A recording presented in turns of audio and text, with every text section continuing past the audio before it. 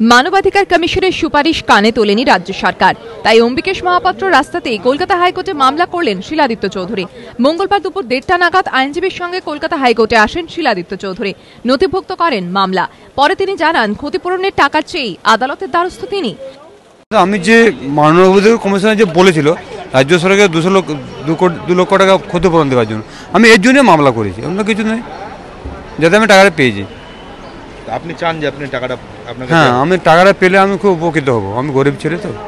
2012 সালের 8ই আগস্ট বেলপাহাড়ির সভায় শিলাদিত্য চৌধুরীকে মাওবাদী তকমা দেন মমতা বন্দ্যোপাধ্যায়।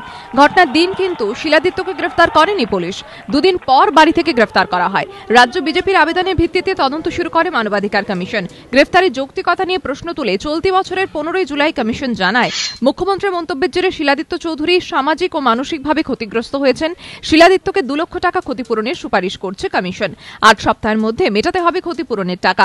কিন্তু মানবাধিকার কমিশনের এই সুপারিশ কানেই তোলেনি রাজ্য, তাই মঙ্গলবার আদালতের দ্বারস্থ হন শিলাদিত্য। হিউম্যান রাইটস কমিশন গত 15ই জুলাই যে অর্ডারটা দিয়েছিল 2 লক্ষ টাকা কম্পেনসেশন দেওয়ার জন্য, within 8 weeks time has already gone away, but the government has not turned up in affirmative, so we have today filed a writ petition. Okay, তো এটা কার ঘরে মামলাটা করলেন? জাস্টিস সঞ্জীব ব্যানার্জি। কবে শুনানি হলো? 12 তারিখে। ব্যঙ্গচিত্রকাণ্ডেও যাদবপুরের অধ্যাপক অম্বিকেশ মহাপাত্রকে 50,000 টাকা ক্ষতিপূরণ ও অভিযুক্ত 2 পুলিশকর্মীর বিরুদ্ধে ব্যবস্থা নেওয়ার জন্য রাজ্য মানবাধিকার কমিশনের সুপারিশ মানেনি রাজ্য। সুপারিশ কার্যকর করার দাবিতে আদালতের দ্বারস্থ হয়েছেন যাদবপুর বিশ্ববিদ্যালয়ের ওই অধ্যাপক। রাজ্যকে 3 সপ্তাহের মধ্যে হলফনামা দেওয়ার নির্দেশ দিয়েছে কলকাতা হাইকোর্ট। এবার আদালতের দ্বারস্থ শিলাদিত্য চৌধুরী। আগামী 12 তারিখ বিচারপতি সঞ্জীব বন্দ্যোপাধ্যায়ের এজলাসে শুনানি। ধ্রুবজ্যোতি প্রামাণিকের রিপোর্ট, এবিপি আনন্দ, কলকাতা।